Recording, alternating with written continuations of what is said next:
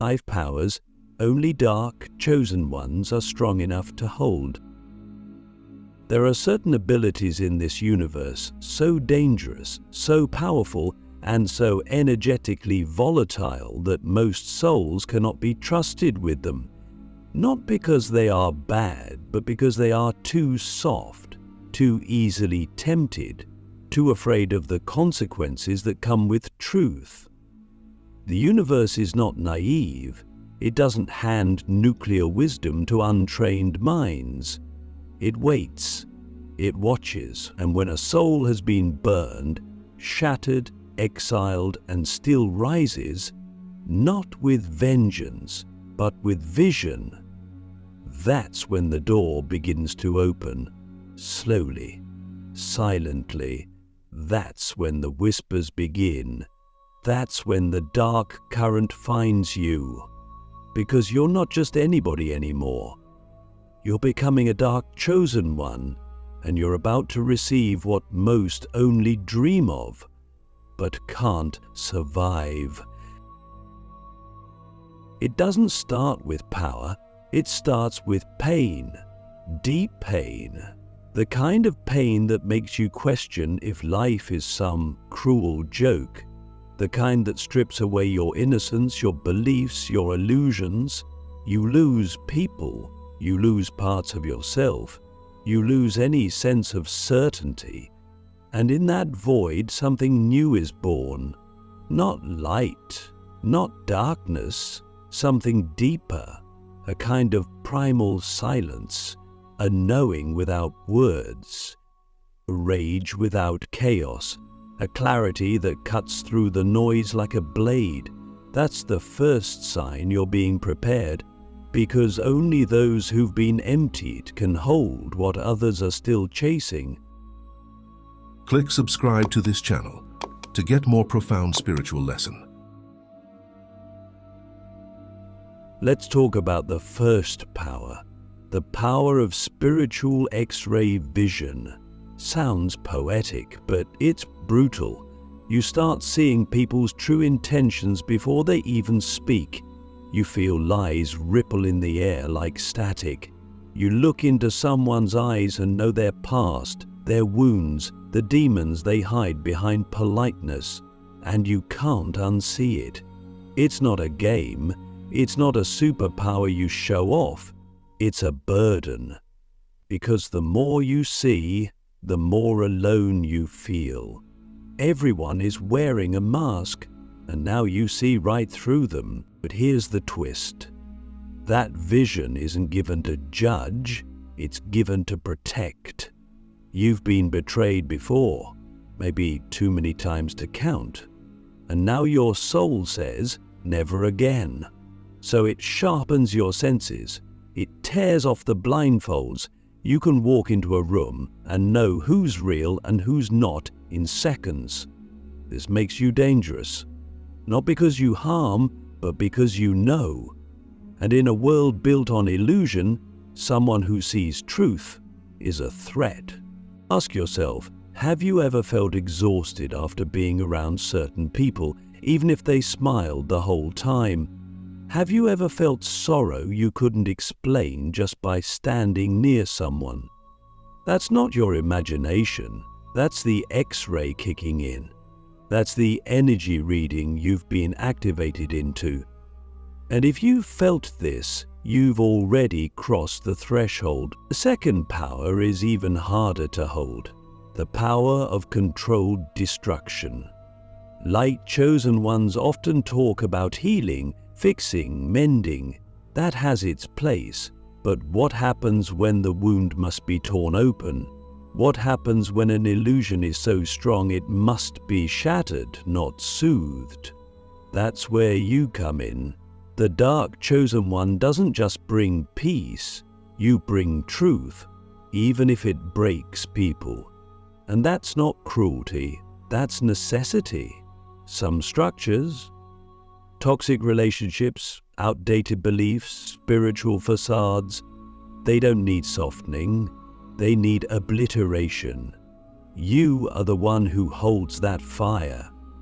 But the challenge? to use it without becoming consumed by it. That's why this power is so rare. Most who taste it become bitter, vengeful, addicted to the rush of breaking things. But you learn to hold that blade with reverence. You don't swing wildly, you strike with precision. You destroy with purpose. You speak the one sentence that unravels a lifetime of self-deception. Not to dominate, but to liberate. That's what makes your destruction divine. The third power begins to stir after you've mastered the first two. The power to walk alone without losing yourself. This isn't isolation, this is sovereignty. The universe pulls you away from the crowd not to punish you, but to calibrate you. You are trained in silence, you are stripped of noise. You are taught how to hear your own voice without needing it to be echoed. Most people drown in loneliness, but you begin to thrive in solitude. You remember who you are without mirrors, without praise, without applause. That's when your frequency sharpens. That's when the higher codes start to download. You stop seeking, you start knowing, and that shift terrifies people because most people rely on others to define them. But you've gone too deep. You've touched the void and come back with your own name. Not the one society gave you, not the one trauma shaped, but the one your soul etched into your bones before you were born. You walk differently after that. You don't beg, you don't chase, you don't explain. You just are. And that presence, that's what makes people listen when you finally speak. Here's a question only the real ones can answer. When was the last time you truly sat with yourself? No phone, no distraction, no identity to perform, and simply listened to your own soul breathe. The ones who can do that are few, but if you can, if you've already done it, you've unlocked the gate most never find. Because walking alone isn't about isolation, it's about integration. The dark chosen ones don't walk alone because they're unloved. They walk alone because they carry a map that others haven't remembered yet. And this is just the beginning. These are the early powers. They sound poetic, but in reality they are heavy. They come with scars. They come with silence. They come with nights you can't explain and mornings that feel like rebirths. But if you felt these stirrings, even in fragments, you're not crazy. You're becoming. Not everyone will understand your silence, your clarity, your intensity, but they're not meant to, because what you're unlocking isn't ordinary. What comes next is even more difficult, even more dangerous, and infinitely more divine. The fire you inherited was never meant to be contained. How to wield the final two powers without losing your soul. There comes a point in your journey where power stops feeling like a goal and starts feeling like a burden. That's when you know you're not dabbling anymore. You're embodying something ancient, something primordial. And that's where the final two powers begin to awaken. These are not gifts you can ask for. These are forces that awaken only after you've been emptied, burned of illusion, purified in the forge of abandonment, betrayal, and cosmic silence. These powers require more than desire, they require surrender. And only the dark chosen ones, those who've walked both flame and shadow without flinching, are strong enough to carry them. The fourth power is the power of energetic command. Not manipulation, not persuasion, command. It's the kind of influence that comes not from the mouth, but from your very presence. You walk into a space and without speaking, the frequency begins to shift. People start to fidget, confess, break eye contact. or get magnetically drawn to you and pour out their life stories without knowing why. This power doesn't demand attention, it pulls it, not because you're trying, but because the energy around you recognizes the authority of your spirit. But here's what no one tells you about command. It isolates you, because when you carry that kind of frequency, people will project everything onto you. Their unhealed wounds, their fears, their admiration, their resistance. It's exhausting if you haven't learned how to ground it. That's why most souls who touch this power run from it. They water themselves down. They shrink to avoid being too much. But you learn to anchor, to regulate, to own it. You realize your power was never about dominating. It's about stabilizing the chaos around you with your own coherence. Think about this deeply for a second. When you're around others, are you the one adapting to their frequency, or are they adapting to yours? If it's the second, you've already started stepping into this power, you just haven't fully claimed it yet. The command you carry isn't in your tone, it's in your truth. You don't need to raise your voice. You need to remember your presence. And when you do, you don't chase respect, you radiate it. You don't ask for space, the space makes room for you. This is what it means to carry command. But only the ones who have burned through ego, through trauma, through the seduction of power for validation, can wield it without falling. And then we come to the fifth power, the most sacred, the most volatile, the most dangerous of all, the power to trigger awakening in others. This one is not kind, it's not graceful. It doesn't wear white robes or quote pretty affirmations. It's messy, violent, it cracks people open. You speak and their whole sense of reality begins to distort. Not because you're trying to break them, but because your vibration collides with every illusion they built their identity on. You are the disruption, and sometimes that means being hated, misunderstood, even attacked. But make no mistake, it is a holy power. You become the lightning bolt that forces people to remember. You may not be thanked, you may not be invited back, but something in them shifts. And the ones who are ready will return to you, not as followers, but as awakened allies. This power is sacred because it bypasses performance. It doesn't care who someone pretends to be. It speaks to the part of them they buried, the God seed under all the trauma, and it yanks it out into the light. That's why it's painful. That's why it's divine. But here's the cost.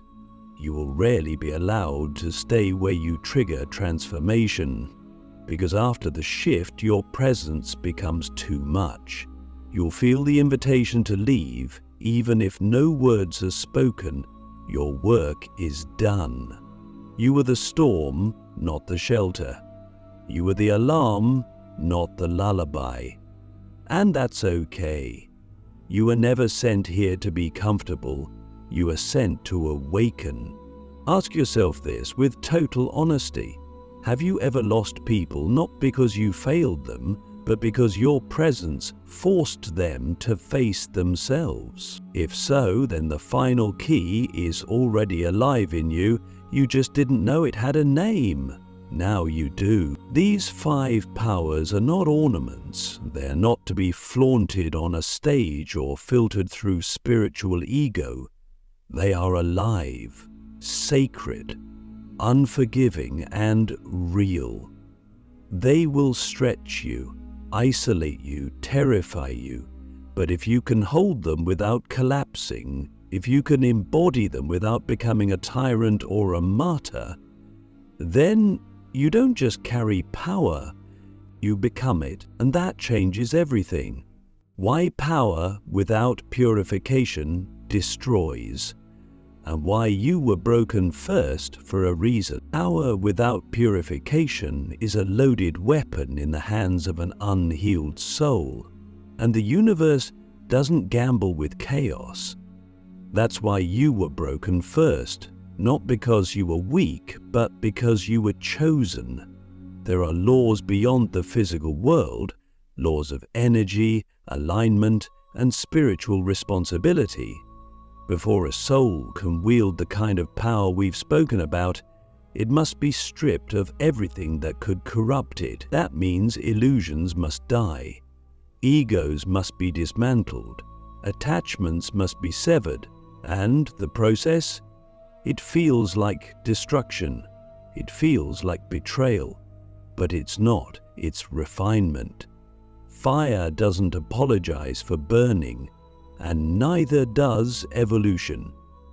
The truth is, if you had received these powers before your purification, you might have used them for the wrong reasons: to get revenge, to prove your worth, to gain control, to fill your emptiness. You might have used your energetic command to manipulate, your intuitive vision to punish, your isolation to wall off love, your ability to trigger awakening to cause intentional harm. That's why the darkness delayed you, why it left you in silence, why it let everything fall apart before anything came together, because it was watching how you responded to powerlessness. And here's the uncomfortable truth. The way we respond to powerlessness is the purest test of our soul's readiness for power. Some collapse into victimhood, others reach for control, but the rare ones, the dark chosen ones, they endure. They listen in the void. They let themselves be unmade. They don't rush to rebuild an identity. They stay hollow. They let the silence teach them. And slowly, that emptiness becomes a temple, a vessel that no longer needs validation or domination. Only presence, only truth. Can you remember that phase? The season where no one came to save you? When your guides went silent? When your prayers echoed back with no response? That wasn't punishment. That was your purification. You were being carved into something vast, something holy. You were learning how to hold pain without projecting it, how to sit with powerlessness without grasping for control, how to feel everything and still stay present. That is the rarest training in the universe, and you went through it alone. But now, something deeper is being asked of you: to integrate. Not just survive the breaking, but own what it created in you. Because your power didn't appear out of nowhere, it was revealed through the breaking. You've seen things others pretend aren't real. You've felt truths that made your bones ache. You've touched both heaven and hell and returned. And now you carry medicine, the kind that can't be bought, taught, or faked. The kind that doesn't speak in soft metaphors but roars in vibration. But here's the trap many fall into once they begin to feel this new power emerge. They want to use it before they've understood it. They rush to be seen. They rush to be followed. They try to build empires before their foundation is ready.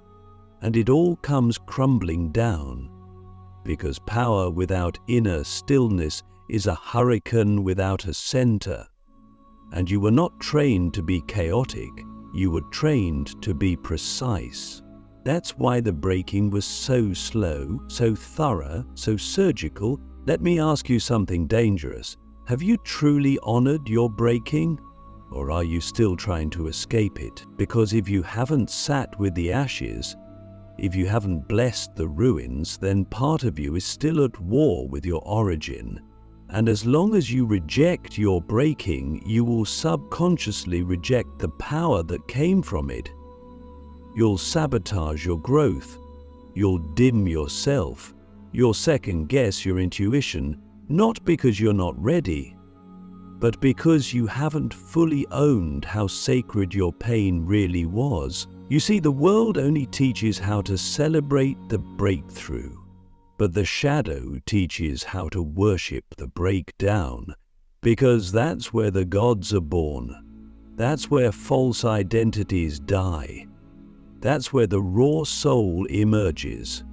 And once you've touched that level of rawness, once you've lived with no masks, no noise, no comfort, you're never the same again. Clean souls can carry fire without burning others. They can wield destruction and still be rooted in love. They can hold truth that cuts, but only to heal. And that's what you're here to become. Not just powerful, but purified. You are the storm and the sanctuary, how to walk as one who commands truth. There's a moment you reach, quiet, internal, undeniable, when you realize you're no longer becoming, you are. Not the person you once hoped to be, not the character the world tried to mold, but something much older, deeper, uncontainable. You've walked through fire and didn't come out cleansed. You came out activated. And that activation isn't loud. It doesn't beg for attention. It doesn't need a spot. It just moves through you, silently shifting everything you touch. You have become what most fear and most secretly seek: the storm and the sanctuary, both at once. People sense it before they understand it. They meet you and feel their walls begin to tremble, not because you attack, but because your presence is a mirror they can't look away from. You reflect back what's unresolved, repressed, forgotten. You don't have to speak, your energy speaks for you, but when you do speak, the truth comes through like thunder, not chaotic, but clear.